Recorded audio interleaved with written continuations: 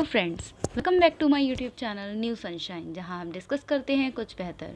Friends, हम geography को देख रहे हैं और ज्योग्राफी में कल हमने हमारा सौरमंडल जो चैप्टर है हमारा क्लास 6 का, उसका हमने कुछ पार्ट देखा था, जिसमें हमने ग्रह, उपग्रह और ये क्षुद्र ग्रह, पुच्छल ग्रह, ये पुच्छल तारे, ये सब हमने देखे थे उसमें कि ये सब क्या होते हैं। आज हम देखते हैं कि ब्रह्मांड क्या है, ब्रह्मांड की उत्पत्ति किस तरह से हुई है। उससे पहले हम देखेंगे कुइपर बेल्ट क्या होती है, कुइपर मेखला जिसको कहते हैं। तो यह नेपच्यून के पार सौर मंडल के आखिरी सिरों पर एक तश्तरी डिस्क के आकार की विशाल पट्टी होती है। यानी कि जैसे कि सारे के सारे ग्रह हैं, जितने भी ग्रह हैं, सभी जो ग्रह बने हुए हैं उनके चारों तरफ, यानी कि इसकी जो बाउंड्री होती है, बिल्कुल बाहरी आखिरी जो सिरे होते हैं, तो उसमें एक तश्तरी के आकार की होती है ये, ठीक है, पट्टी होती है। इसमें असंख्य खगोलीय पिंड होते हैं, ये गोल गोल होती है और इसमें असंख्य खगोलीय पिंड होते हैं, और जिनमें कई बर्फ़ से बने होते हैं। बहुत सारे ऐसे भी होते हैं जो बर्फ़ से बने हुए होते हैं, कई धूल से होते हैं बने हुए, तो इस तरह से बने होते हैं। धूमकेतु इसी क्षेत्र में आते हैं, जो धूमकेतु होते हैं वो भी इसी क्षेत्र में आते हैं। खगोलविदों का मानना है कि यह ग्रह जैसे कई बड़े आकाशीय पिंड भी हो सकते हैं। यहाँ पर ग्रहों के समान ही बहुत सारे और आकाशीय पिंड भी हो सकते हैं। प्लूटो भी इसी मेखला में स्थित है। जो हमारा प्लूटो ग्रह है वह भी इसी मेखला में, इसी बेल्ट में स्थित है। ये जो हमारी पूरी लाइन होती है, ये जो पूरा सर्कल होता है, इसको हम क्या बोलते हैं? कुइपर बेल्ट बोलते हैं। ओके फ्रेंड्स, जैसे ही हमारा ये पूरी बुक हमारी फिनिश होती है, उसके बाद आपके लिए हैंड रिटन नोट्स दिए जाएंगे जो कि आपके लिए हेल्पफुल होंगे आपके एग्ज़ाम्स में। और पढ़ते रहिए ज्योग्राफी को, ज्योग्राफी आपके लिए हेल्पफुल होगी सीटेट पेपर 2 में, और जो भी हमारे एग्ज़ाम्स होते हैं यहाँ से क्वेश्चंस देखने को मिल जाते हैं, तो आपके लिए हेल्पफुल होगी बिल्कुल। एक और जानने वाली इम्पॉर्टेंट बात है, हमारे सौरमंडल में अगस्त 2006 के पहले 9 ग्रह माने जाते थे। अगर हम बात करें अगस्त 2009 के पहले 9 ग्रह माने जाते थे। यम, जिसको प्लूटो बोलते हैं, वो 9वां ग्रह था, ठीक है। यह नेपच्यून की कक्षा का अतिक्रमण करता था, यानी कि उसकी कक्षा को रोकता था। 24 अगस्त 2006 को अंतर्राष्ट्रीय खगोल संघ,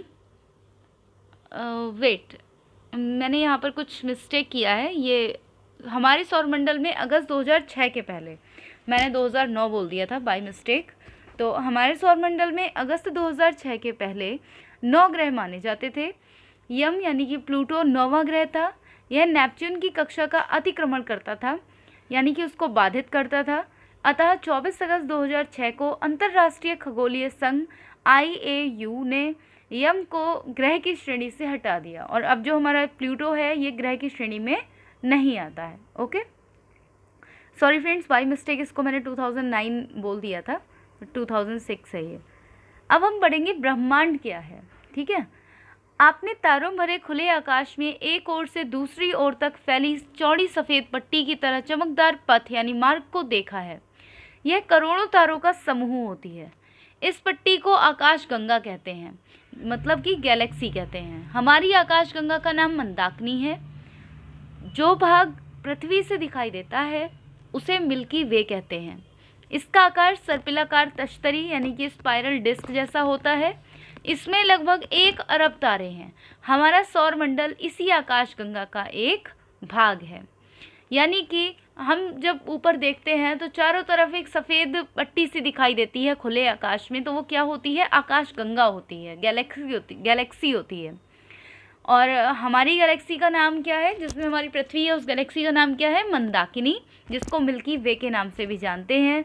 अगर शेप की बात करें तो ये एक स्पाइरल डिस्क की तरह है, ठीक है। इसमें 1 अरब से ज़्यादा तारे हैं। हमारा सौरमंडल इसी आकाशगंगा का भाग है। तो इस तरह से करोड़ों आकाशगंगाएं मिलकर ब्रह्मांड का निर्माण करती हैं। जैसे कि एक आकाशगंगा है जिसमें हम मंदाकिनी, हमारी जो आकाशगंगा है उसमें हमारी पृथ्वी है। इसी तरह से करोड़ों आकाशगंगाएं होंगी जिनसे मिलकर हमारी ब्रह्मांड का निर्माण होता है, ठीक है। ये बहुत बड़ी बात है, यानी कि आप कल्पना भी नहीं कर सकते कि कितना बड़ा हो सकता है हमारा ब्रह्मांड। अब हम देखते हैं, इसे भी जाने। प्रकाश वर्ष क्या होता है? तो प्रकाश वर्ष, लाइट ईयर, यह दूरी मापने की इकाई है। प्रकाश द्वारा अंतरिक्ष में 1 वर्ष में चली गई दूरी प्रकाश वर्ष कहलाती है। मतलब कि प्रकाश द्वारा 1 वर्ष में चली गई जो दूरी होती है उसको प्रकाश वर्ष कहते हैं। इसकी माप लगभग 946 खरब यानी कि 9.46 ट्रिलियन किलोमीटर होती है। तारों के मध्य दूरी, आकाशगंगा का आकार, आकाशगंगाओं के मध्य दूरी आदि दूरियां नापने में इसका प्रयोग किया जाता है। यानी कि बहुत बड़ी बड़ी जो दूरियां होती हैं उनको मापने में यूज़ किया जाता है प्रकाश वर्ष का। हमारी आकाशगंगा इतनी विशाल है कि प्रकाश की गति से चलने पर इसे एक सिरे से दूसरे सिरे तक जाने में 1,00,000 वर्ष लगेंगे। अब आप समझ सकते हैं कि जब एक सिरे से दूसरे सिरे में जाने के लिए, जबकि हमारी ही आकाशगंगा में है, जब तब एक सिरे से दूसरे सिरे में जाने के लिए 1,00,000 वर्ष लगेंगे तो संपूर्ण ब्रह्मांड कितना बड़ा होगा, आप इसका अनुमान लगा सकते हैं। अच्छा, अब देखते हैं ब्रह्मांड की उत्पत्ति, जिसे हम बिग बैंग घटना भी कहते हैं। आज से लगभग 13 अरब वर्ष पहले पूरा का पूरा ब्रह्मांड एक गर्म और सघन छोटे से गोले के रूप में था। अधिक गर्मी और सघनता के कारण इसमें अचानक से विस्फोट हुआ। इस विस्फोट को बिग बैंग कहा जाता है। ठीक है, थ्योरी नहीं, बिग बैंग कहा जाता है। विस्फोट के बाद ब्रह्मांड तेजी से फैलने लगा। यह फैलाव आज भी जारी है। यानी कि विस्फोट हुआ, ब्रह्मांड फैलने लगा और आज भी फैलता ही जा रहा है। बिग बैंग की घटना के कुछ करोड़ वर्ष के बाद तारों और आकाशगंगाओं का निर्माण होने लगा। वास्तव में आकाशगंगा का निर्माण हाइड्रोजन, हीलियम गैसों, धूल से बने जो कण होते हैं, विशाल बादल के इकट्ठा होने से हुआ है। आकाशगंगा निर्माण कैसे हुआ है? हाइड्रोजन, हीलियम गैस और जो धूल कणों से बने विशाल बादल होते हैं, इनके इकट्ठा होने से हुआ है। आकाशगंगा को बनाने वाले इन बादलों को निहारिका यानी कि नेबुला कहते हैं। आकाशगंगा जिनसे बनती है, जिन बादलों से, उसको क्या बोलते हैं? निहारिका। और अगर इंग्लिश में देखें तो क्या बोल देंगे? नेबुला। गुरुत्वाकर्षण के प्रभाव के कारण इन बादलों से गैसीय पिंड बने, जिससे तारों का निर्माण प्रारंभ हुआ।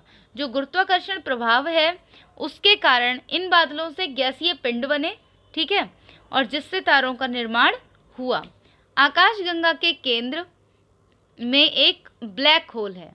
आकाशगंगा के केंद्र में एक ब्लैक होल है जो गुरुत्वाकर्षण केंद्र जो गुरुत्वा केंद्र का कार्य करता है। यानी कि जो गुरुत्व केंद्र का कार्य करता है, यानी कि चीज़ों को अपनी तरफ खींचने का कार्य करता है। ठीक है, इसके कारण आकाशगंगा का स्थायित्व बना रहता है। यानी कि जितने भी जो ग्रह वगैरह हैं वो सबके सब क्या हैं? अपनी जगह पर स्थित रहते हैं और स्थायित्व बना रहता है। किसके कारण? गुरुत्व केंद्र के कारण। हमारा सूर्य अपनी आकाशगंगा में लगभग 100 अरब तारों में से एक है। हमारा जो सूर्य है वो आकाशगंगा में 100 अरब तारों में से एक है। आज से लगभग 5 अरब वर्ष पूर्व मंदाकिनी आकाशगंगा की बाहरी भुजा में हमारे तारे सूर्य का जन्म हुआ। यानी कि मंदाकिनी जो है आकाशगंगा की बाहरी भुजा में, यानी कि बाहर की तरफ हमारे सूर्य का जन्म हुआ। सूर्य अपने जन्म से ही आकाशगंगा के केंद्र की परिक्रमा कर रहा है। वर्तमान में यह आकाशगंगा के बीच की भुजा में स्थित है। सूर्य की उत्पत्ति के कुछ समय बाद उसके चारों ओर छोटे छोटे आकाशीय पिंडों और गैसीय बादलों का संचयन होने लगा। इस संचयन के परिणाम स्वरूप ग्रहों, उपग्रहों, क्षुद्र ग्रहों, पुच्छल तारों आदि का निर्माण होने लगा। इस प्रकार धीरे धीरे हमारा सौरमंडल अपने वर्तमान स्वरूप को हमारे सौरमंडल ने अपने वर्तमान स्वरूप को प्राप्त किया है। ठीक है, ये था। अब हम बात करेंगे ब्लैक होल की, जिसको कृष्ण विवर बोलते हैं। ब्लैक होल एक ऐसा आकाशीय पिंड है जिसका बहुत अधिक भार अथवा द्रव्यमान अत्यंत सीमित स्थान पर एकत्र रहता है, अर्थात इसका घनत्व बहुत अधिक होता है। ठीक है, डेंसिटी इसकी बहुत ज़्यादा होती है। इस कारण ब्लैक होल का गुरुत्वाकर्षण बल इतना शक्तिशाली होता है कि कुछ भी इसके खिंचाव यानी आकर्षण से बच नहीं सकता। यहाँ तक कि यह अपने ऊपर पड़ने वाले प्रकाश को भी अवशोषित कर लेता है, अर्थात इसमें जाने वाला प्रकाश भी इसके बाहर नहीं आ पाता। इतना ज़्यादा ये खुद में आकर्षण रखता है, इसलिए यह दिखाई भी नहीं देता। इसके स्थान पर केवल काला रंग ही दिखाई देता है, इसलिए इसको कृष्ण विवर या फिर ब्लैक होल कहा जाता है। अब इसके ऊपर एक स्ट्रक्चर बना हुआ है, डायग्राम बना हुआ है, इसको देख लेते हैं। यहाँ पर क्या समझाया गया है समझने की कोशिश कीजिएगा। सपोज ये पूरा ब्रह्मांड है, ठीक है, ये जो पूरा बताया गया है ब्रह्मांड। अब ब्रह्मांड में अगर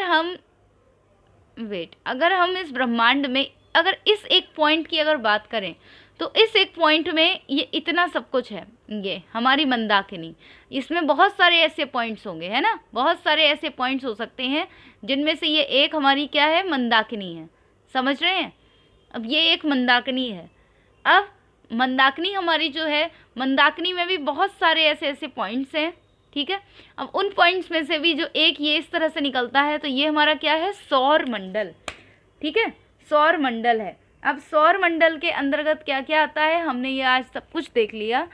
सौर देखिए, ये जो बाहर वाली ये जो सतह रहती है, ये जो बाहर वाली रहती है, ये पूरी ये क्या होती है, कुइपर बेल्ट। क्या होती है, कुइपर बेल्ट। और सौर मंडल के अंतर्गत क्या क्या आता है, सूर्य है और चंद्रमा है, मतलब कि उपग्रह, चंद्रमा मतलब उपग्रह, जो सूर्य है, ग्रह है, उपग्रह है, पुच्छल तारे हैं, धूमकेतु हैं, उल्का पिंड हैं, क्षुद्र ग्रह हैं, ये सब के सब किस में आते हैं, सौर मंडल में आते हैं, ठीक है। तो हमारा आज का ये टॉपिक हम यहीं पर फिनिश करेंगे, लेकिन चलिए इसको भी देख लेते हैं। सबसे दूर स्थित मंदाकिनी से चले प्रकाश को हमारी पृथ्वी तक पहुंचने में 1000 करोड़ वर्ष लग जाएंगे। आप ये समझिए कि एक मंदाकिनी अगर इधर स्थित है और यहाँ पर हमारी अगर पृथ्वी स्थित है, तो उसे यहाँ से यहाँ तक आने में 1000 करोड़ वर्ष लगेंगे। सोचिए कितना ज़्यादा बड़ा ब्रह्मांड है। नेक्स्ट पॉइंट है, प्रकाश को आकाशगंगा के एक छोर से दूसरे छोर तक पहुँचने में 1 लाख वर्ष लगेंगे। यानी कि यहाँ पर अगर है कोई अगर है, आकाशगंगा का एक छोर ये है और एक छोर ये है, यहाँ से यहाँ आने में 1 लाख वर्ष लगेंगे।